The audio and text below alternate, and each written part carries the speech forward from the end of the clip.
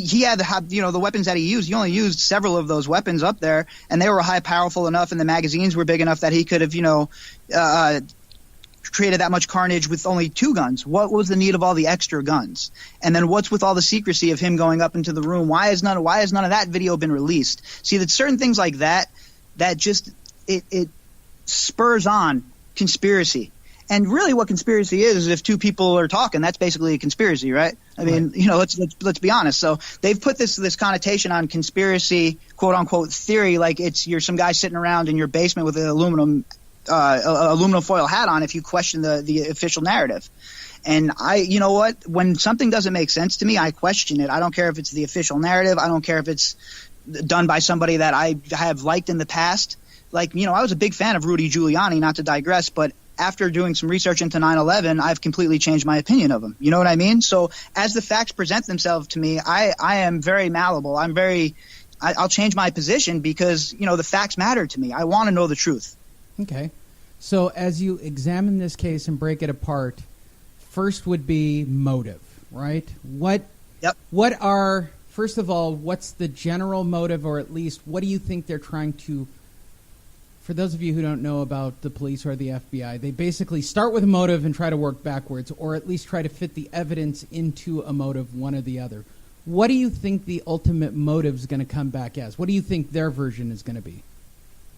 Well, right now, I think that this case has been bungled so horribly that the FBI, to save face, is going to have to make it be something like make Paddock a patsy, like he was trying to sell guns to a group of people. And like I said, I don't believe it was ISIS per se, but there's other Islamic fundamentalist groups that have a lot of funding from sources that you would not believe. Okay. So could it be them? I don't know. I haven't seen any concrete facts that say it's anything besides, Stephen Paddock was in that room that night. He was the one that was found dead. Why was one of the officers' firearms discharged in that room, first of all? And then that was hidden from the public. Nobody told us about that. Why was an officer discharging his firearm if the suspect was already taken care of and detained and down? Good question. It just doesn't. Right, and that goes in line with, like I said, let me just read this to you real quick, a little bit of this article.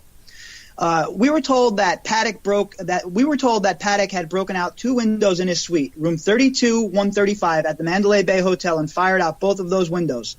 One window faced the Route 91 Music Festival, and the other window faced McCarran International Airport. That's a plausible deduction, except for one thing.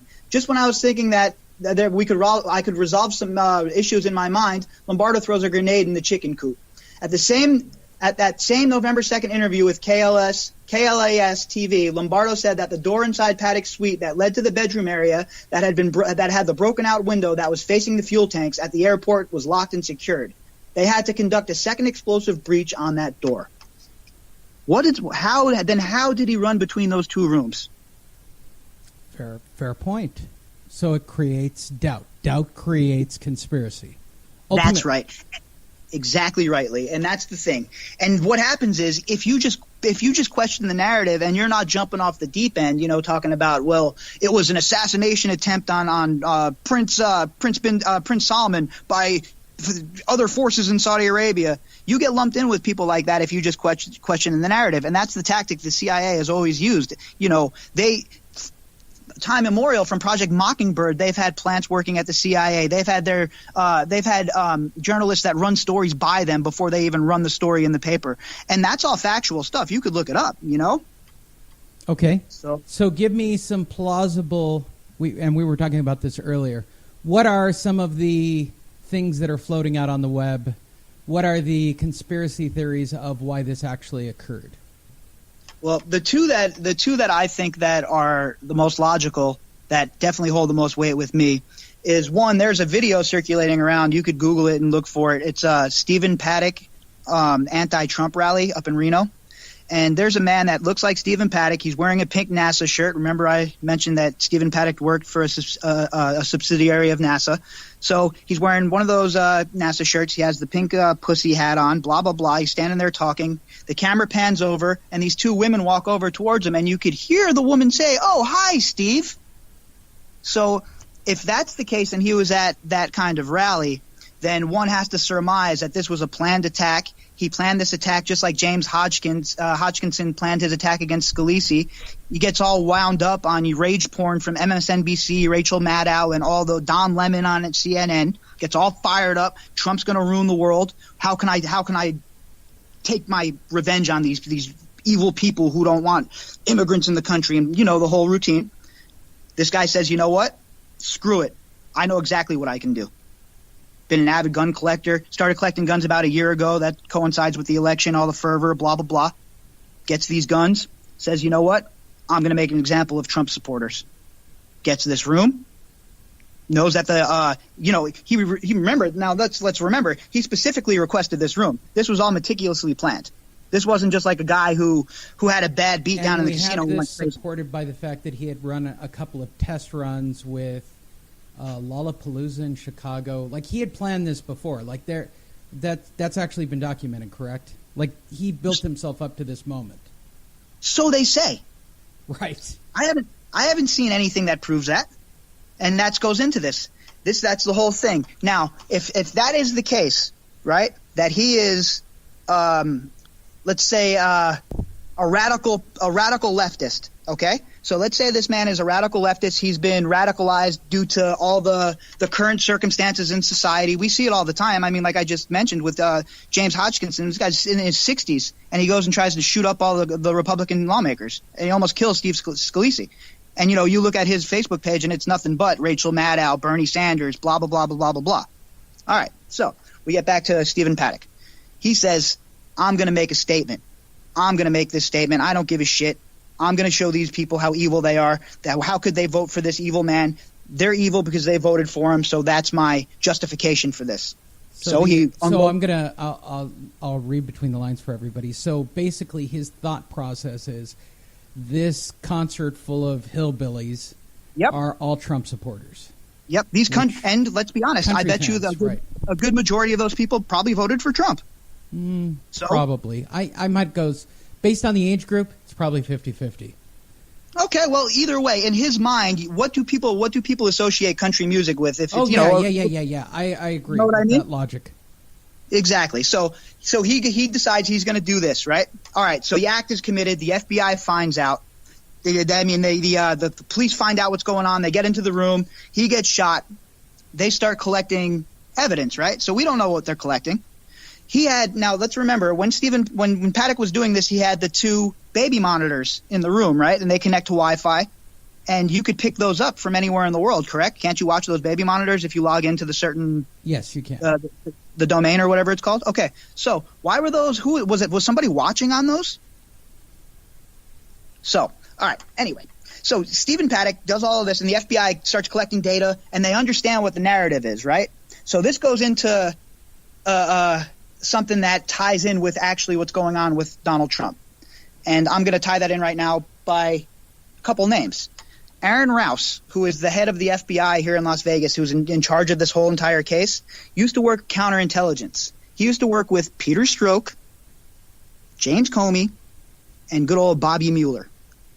So you have these guys, these FBI agents, right? These are all his, his mentors. You know what I mean? The guys that brought him up through the academy, they've promoted him, blah, blah, blah. We see the way that these guys conduct themselves when they're dealing with the most powerful man in the whole entire world. The way they've used the dossier to get a FISA warrant, supposedly, et cetera, et cetera, et cetera. So if they're that brazen to try and change the election results, what makes anyone think that they wouldn't try to quell the fact that this man had progressive idealism on his mind? And they know, and I know this sounds a little crazy if you're not into politics, but these guys are playing 4D chess, and they're thinking 9 moves ahead of you. So what they know is if that narrative comes out, then that totally destroys them for these midterm elections when they want to steal the House and the Senate. Now, if we're to believe that the FBI has been politicized the way it looks like they have, what's to stop us from actually believing that could be possible? No, anything at this point is possible because we have nothing but speculation. Correct. The only things that look rational are, yes, I would agree, it looks very rational that there were more than just 2 sets of eyes on this whole activity. That seems, from the data you're giving me, it's rational to believe, to say it's a lone, the Patsy lone shooter theory, right? Right. Which is a favorite of the government, if any of you are fans of history. The magic bullet theory. So, yep. Do we know for sure that shots came out of both sides? No, and that's the thing. No, they collected all those cell phones and all that video that's out there where people are shooting up, where we should be able to see strobe-like effects coming out of one of those two sides of the window. It's insane. I know. I've seen the most comprehensive video footage that I've seen was from the cab driver. Have you seen that footage? I don't remember the person's name now. I'll have to look it up. But there was this footage from this cab driver that it blew me away. And I have to tell you, Lee, I am not a gun expert by any means. I've shot a gun a few times in my life. I don't own a gun, even though I'm very pro Second Amendment. It sounded to me like that. I've watched a lot of videos though of stuff over in like Syria, war zones. And it sounded to me like that was a belt-fed machine gun, and then there was another automatic rifle. But it sounded like there was a belt-fed machine gun going off. It's a lot of quick pops and let's go with the basics. It's a lot of quick pops in succession. What we're supposed to believe is that he modified his weapons. Bump stock. Yeah, right. He did. He modified his weapons so that they could fire. Is that a testable thing? Has anybody actually gone to the trouble of going, can you fire that many rounds from a modified stock? Oh, yeah. Look, there's a bunch of videos on YouTube of people getting it in with bump stocks. Like I said, I'm not a gun expert, and I'm not going to even jump into that realm and make pretend I know how it works. All that I know is that supposedly it puts a little bit more pressure on your trigger finger so that it acts as an automatic.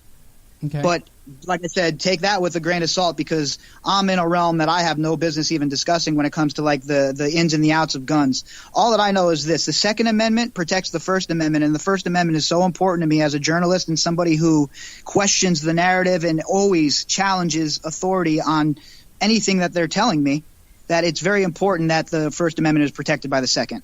Okay, so we have the lone shooter theory. We have the leftist killing us some Trump supporters theory. Right. Okay, how plausible is it that it's an actual act of terrorism? I guess it depends on what your definition of terrorism is, because those people that were Fueled at that by people who have interests in other countries. So you want the Oxford definition? All right, yes. Perfect. Yeah. So I tell you what, Lee, I would say right now that I don't think that it was an act of terrorism that was planned per se to go out like this. I think that this I think the technical term is called they're glomming on the situation. Yes, I think this morphed into something else. Here's what I think. Here's the most plausible theory to me about Stephen-Paddock so far that I've been able to discern from all my information. The one thing that looks like it could definitely has legs is this. To me, it looks like Stephen-Paddock was a government agent. They have a lot of guys that have clearance in their past that end up working as, an asset for the FBI. So basically like an undercover guy, you know what I mean? And then if he gets caught, he's kind of on his own type deal. Basically, the stuff you'd read in spy novels. That kind of stuff really happens. That stuff does happen. Okay, so what I think that the theory that I believe is the closest to the truth of what happened here is that he was an asset of the FBI. He had all of those weapons up in that room because he was going to sell those weapons as a supposed gun runner, I mean. So whoever he was going to sell those guns to, and I'm thinking it was some sort of Islamic group. I don't know which one. I have been able to see nothing about that, which is strange because you think if it's Islamics, they'd want to claim credit for it to get more, build more of a firewall with their own base. You would think that that's some red meat they'd love to throw at their people. But then again, you got to say to yourself, a lot of these guys are getting shrewd. They understand that, with the American drone strikes that they can get taken out from anywhere. So maybe some of these guys are, changing up their MO a little bit, and they're just won't say. They'll just commit the act and not take credit for it. So who knows? But whoever I think he was doing business with that night, I think something went bad with the deal. I think that the monitor was there to observe the deal. Somebody on the other end, someone who had a leadership position perhaps, or somebody who needed to, okay it, whatever that may be. I don't know. But there's somebody else on the other end watching it. And watching it go down, and then when it happened, the deal, somehow his cover got blown. They were onto him or whatever. They killed Stephen-Paddock, and in the time it took for the police to get to that room, who knows who could have left that room? Okay. There's no cameras in the hall. There's no cameras in the hall, right? Isn't that